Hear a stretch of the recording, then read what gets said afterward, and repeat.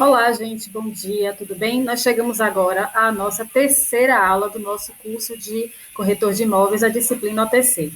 Bom, nessa terceira aula, nós temos como tópicos principais falar um pouco sobre planejamento estratégico, né? Quais são os tipos de planejamento, a sua formação, né, enquanto processos, e falar um pouco sobre empresas e comércio, os tipos de classificação, a estrutura de comércio, as diferenças e influências no mercado, tá certo?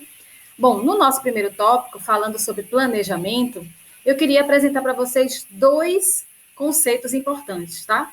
Um, que planejamento é um processo, né, gente? É um processo, é algo ferramental, que nos leva a pensar e administrar questões ligadas ao futuro, tá? E que nos ajudam a tomar decisões hoje baseadas em cenários que queremos atingir lá na frente. Além disso, gente, é um processo sistemático. Um planejamento é um processo contínuo. Não é que você fez um plano, executou esse plano e pronto, você fez um planejamento.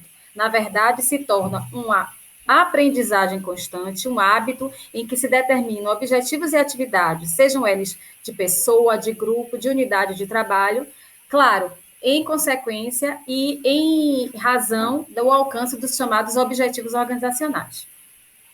Vamos falar o que a gente não considera dentro da teoria de planejamento como ferramentas ou planos de ação, né, que não tem nada a ver com planejamento estratégico. Exemplos de muitas coisas que nós fazemos na prática do dia a dia é um calendário de atividades, né, utilizar uma agenda, criar uma lista de desejos, um cronograma e um orçamento. Gente, na verdade, todas essas situações elencadas aqui são ferramentas que nós utilizamos para a elaboração de um planejamento estratégico. Mas, na verdade, em si, elas não são consideradas um plano, tá? Um processo. Por que eu estou falando isso? E aí a gente vem para o terceiro tópico. Um processo de planejamento, gente, ele tem três etapas. O primeiro, e antes de mais nada, é o que a gente vai chamar de aquisição de dados de entrada. O que seria isso, Arisa? Informação. Informação sobre o estado presente do mercado, informação de como era antigamente, entender um pouco das necessidades da sociedade atual, identificar algumas oportunidades de mercado, algo que não está sendo entregue de maneira condizente. Muitas vezes acontece que nós estamos sofrendo algum tipo, né, de histórico, de situação que nos leva a pensar, poxa, será que ninguém pensou isso antes? Então, gente, é o que a gente vai chamar de análise, né? São situações de diagnóstico. Então, nós precisamos o máximo e em primeiro, e antes de mais nada, catar, entre aspas, todas as informações possíveis e não necessariamente e somente de um assunto, tá?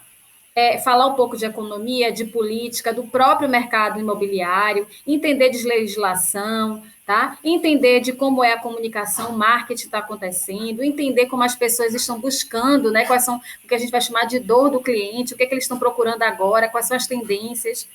E a partir desse acúmulo de informação, a gente vai tratar de processar, que é o grande X da questão do planejamento. Identificada todas as informações, o que de fato a gente vai levar no funil, tá? E colher a partir de então, que a gente vai chamar de interpretação de significado, escolher situações de alternativas, os chamados caminhos, avaliação das alternativas, tá?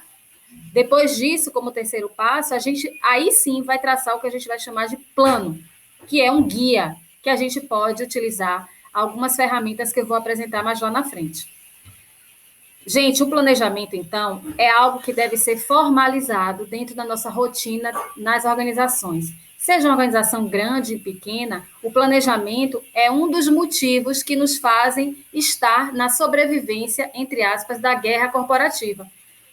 O planejamento é um processo que nos dá a chance de termos capacidade de reação. Além disso, a gente vai ali encontrar oportunidades interessantes, né, que é o chamado empreendimento e senso de oportunidade. Isso é muito importante hoje e principalmente no mercado imobiliário. Daqui a pouquinho eu vou falar para vocês mais dois pontos importantes.